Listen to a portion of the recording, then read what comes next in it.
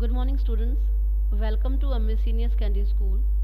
Students, आज मैं कक्षा +1 की इलेक्टिव हिंदी का जो हमारी पहला पाठ था भारत की सांस्कृतिक एकता निबंध है जो उषा शर्मा द्वारा लिखा गया है, तो हमने पहले उसका एक पहला पाठ पढ़ा था जिसमें भारत की सांस्कृतिक एकता के बारे में बताया गया है कि भारत जो है एक धर्मनिरपेक्ष राज्य है जिसमें उसका अपना कोई धर्म नहीं है, लेकिन उसमें बहुत सारे धर्म निवास करते हैं। हिंदू, सिख, ईसाई, जैनी, बौद्धि, पारसी, अलग अलग तरह के लोग हैं और अलग अलग तरह की संस्कृतियाँ हैं, अलग अलग लोगों की भाषाएं हैं, अलग अलग लोगों के क्षेत्र हैं। तो उसी के हिसाब से भारत की जो एकता है वो उसमें अलग अलग संस्कृति जो है पनपती है। आगे हम उसका ही दूसरा भाग पढ़ेंगे। भारत में उद्भूत प्रायः सभी धर्म आवागमन में विश्वास करते हैं। आवागमन स्टूडेंट्स, इसका मतलब है कि जो हिंदू शास्त्रों में ये बताया गया है कि मनुष्य जो है वो 84 लाख योनियों से होकर निकलता है और फिर वो एक मनुष्य जन्म लेता है। तो जो ये इसका मतलब है कि आवागमन यानी कि जन्म मरण का चक्कर जो है उसमें विश्वास रखते हैं। मैत्री, करुणा, मुदिता और उपेक्षा की शिक्षा हिंदू, जैन और बौद्ध धर्मों में समान रूप से प्रतिष्ठित है, यानी कि उसमें मौजूद है। स्वास्तिक चिन्ह और ओंकार मंत्र। स्वास्तिक चिन्ह जो है श्री गणेश का चिन्ह माना गया है। जब भी हम कोई शुभ कार्य करते हैं तो हम स्वास्तिक चिन्ह बनाते हैं। और ओंकार मंत्र, जिसमें हम ओंकार मंत्र में माना जाता है कि भगवान शिव का जो है ओम भूर्भुवः स्वाहा, इसे हम ओंकार मंत्र मानते हैं। हिंदू और जैनों में समान रूप से मान्य है। कमल और हाथी तथा अश्वत्थ वृक्ष, यानी जिसे पीपल का वृक्ष कहा जाता है, जो कि बहुत ही पूजनीय माना जाता है। बौद्धों और हिंदुओं में एक रूप से पूजनीय माने जाते हैं। जैनों के अनुव्रत हिंदू धर्म के योग शास्त्र के यम और बौद्धों के पंचशील प्रायः एक ही हैं। पारसी और हिंदुओं में अग्नि की पूजा समान रूप से होती है। जिंदावेस्ता की गाथाओं और वैदिक ऋचाओं में भाषागत समानता है। पारसी लोग गौमांस नहीं खाते। सिख गुरुओं ने हिंदू धर्म की रक्षा में योग ही नहीं दिया, वरन उसके लिए कष्ट और अत्याचार भी सहे।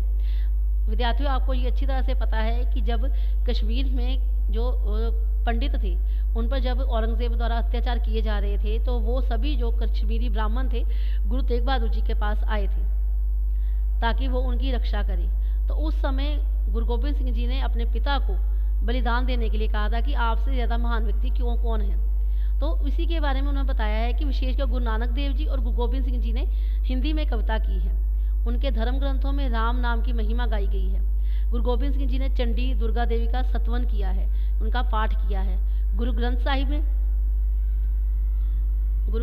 में भी जो है गुरुओं ने साहिब में कबीर आदि महात्माओं की वाणी आदर के साथ सुरक्षित है। उनका नित्य पाठ होता है। सिखों के गुरु लोग हमारे संतों में अग्रगण्य समझे जाते हैं और उनका आदर के साथ स्मरण किया जाता है। कि इसमें बताया गया है कि जो हमारी संस्कृति एकता है उसमें एक दूसरे में मिली जुली है। हिंदुओं के जो कई कवि हैं उनकी कई वाणियाँ जो हैं हमें गुरु ग्रंथ साहिब में मिलती हैं। मुसलमान और एशियाई धर्म होने के कारण भारतीय धर्मों में बहुत कुछ समानता रखते हैं। यूरोप में भी पहले ईसाई धर्म को दक्षिण भारत में स्थान मिला है। कुछ लोगों का तो कहना है कि स्वयं ईसा ने भारत में शिक्षा पाई थी। दूसरों के प्रति ऐसा ही व्यवहार करो जैसा कि तुम दूसरों से अपने प्रति चाहते हो। जैसे कि जब हम किसी की इज्जत करेंगे तो आगे से हमें इज्जत प्राप्त होगी। ईसा मसीह का ये कथन है महाभारत के आत्मना प्रतिकूलानी परेशान न समाचरित का ही पर्याय है। भाव कि जब हम आत्मा से किसी को अपने प्रतिकूल करते हैं तो उस समय हम अपने आप ही उसके साथ हो जाते हैं। ईसाइयों की क्षमा और दया बौद्ध धर्म में मिलती जुलती है। मैं ये नहीं कहता कि किसने किस से लिया, परंतु इन मौलिक सिद्धांतों में हिंदू, बौद्ध और ईसाई धर्मों में समानता है।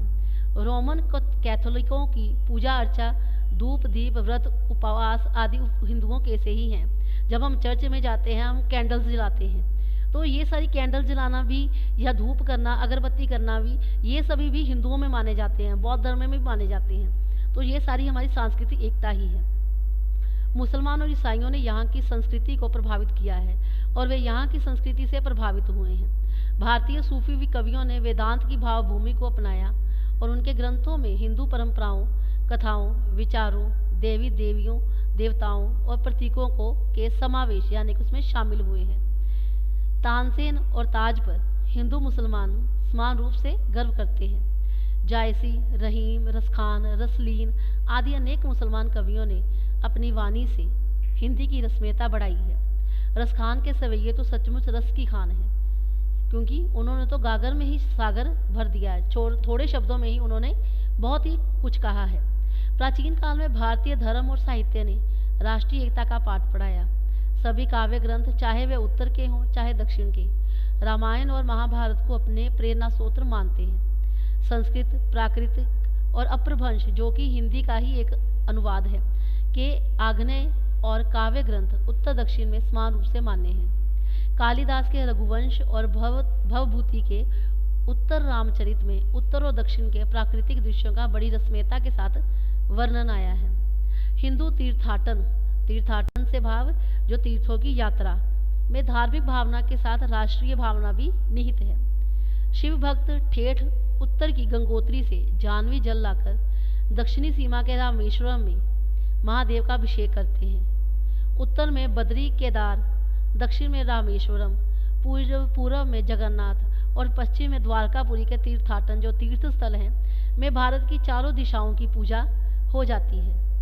भारत की 7 पुरियाँ पवित्र और मोक्षप्रद मानी गई हैं। पुरी यानी कि जैसे जगन्नाथपुरी, ये सारे इनकी भी यात्रा की जाती है और प्रथा स्मरण किया जाता है। इनके नाम हैं अयोध्या, मथुरा, माया, हरिद्वार जिसे कहा गया है, काशी, कांची, अवंतिका जो कि उज्जैनी में है, द्वारवती जो द्वारका जिसे कहा जाता है। पूरा श्लोक उस प्रकार है: अयोध्या, मथुरा, माया, काशी, कांची, अवंतिका, पुरी, द्वारावती चैव सप्तया मोक्षदायिका, कि ये जो 7 पुरियाँ हैं ये हमें मोक्ष प्रदान करती है। जो व्यक्ति इन 7 पुरियों यानी जगन्नाथपुरी, अयोध्या, द्वारवती या द्वारका यात्रा करता है, वो इस जन्म मरण के चक्कर से जो है मुक्त हो जाता है।